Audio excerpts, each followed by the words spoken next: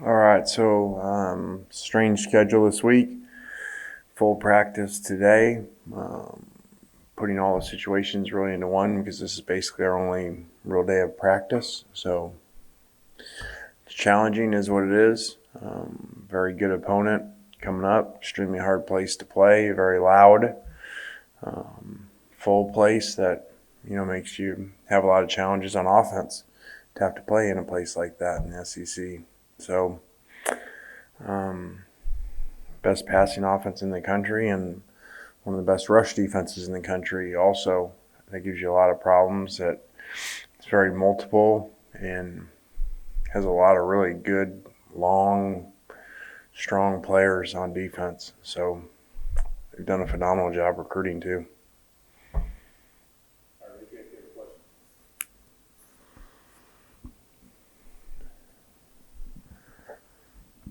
You've talked a lot about Leach's passing offense. Just for it to have been as successful it has for 20, 30 years now, what is it that enables him to keep thriving without having to adjust, it seems?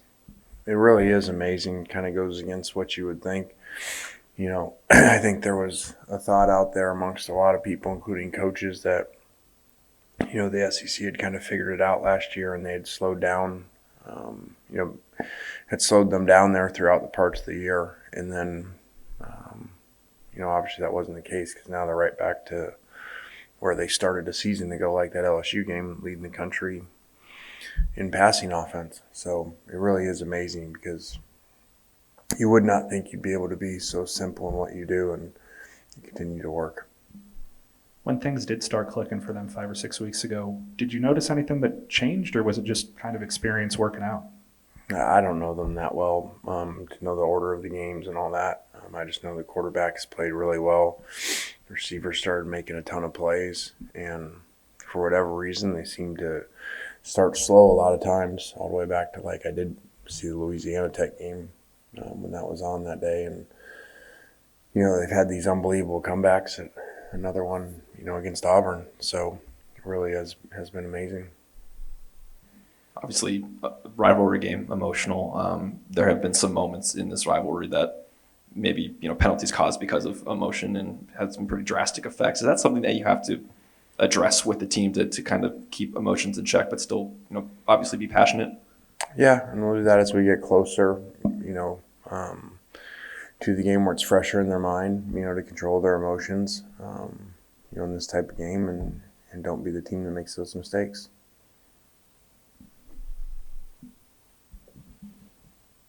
Just kind of an oddball question, but how are you going to handle travel? I mean, will you guys stay here on campus the night before, or what exactly will you do?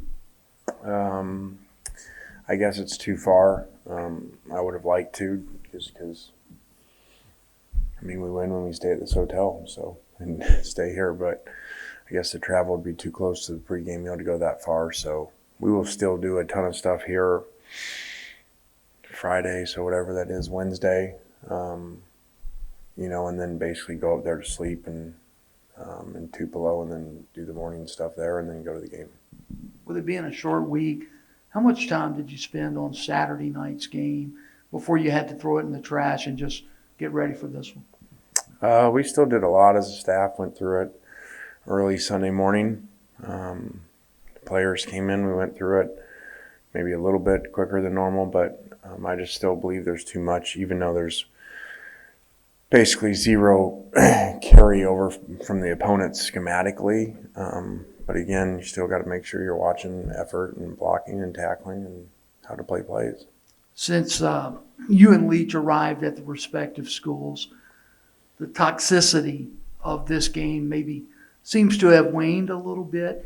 Can you just kind of categorize your relationship with Mike Leach and what you think of him? I don't think I knew the toxicity as you refer to it. I had heard about it here or there, the, recruiting issue, the time with the kid and all that. But, so someone said it the other day, we kind of don't make sense to be here, Leach and I, that we get along. And so, maybe we were brought here to bring a state together or something, get you guys to get along. It is football, so really shouldn't hate people just because they went to a certain school. But I like him. I've always liked him. He's funny. Does a great job wherever he's been. And I do think it's amazing, like the other question, that you can really not evolve.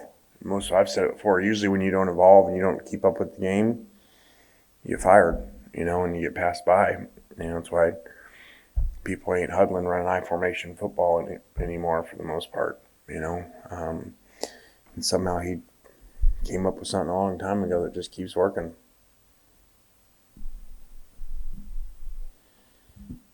Coach, along the travel lines, I don't know if you've been completely satisfied with the crowd size or not at home these past few weeks, but now that you guys are on the road, what are you kind of expecting as far as Ole Miss fans travel?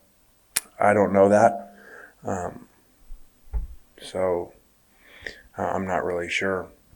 We didn't travel very well to our own game last week, so hopefully we'll travel to the away game better.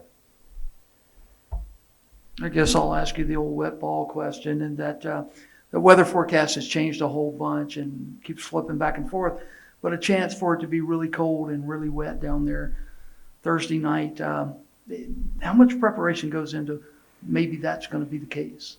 Well, we only had one real practice, which was today, and so we did use wet ball on individual with the skilled players on offense. So we actually have at times, for whatever reason, in our 2 years played pretty well in situations similar. When we've had a lot of rain before, not necessarily as much during the game, but so I don't know. I mean, people would tell you if you throw the ball 70 times, you probably don't want it to rain, so maybe it's in our favor.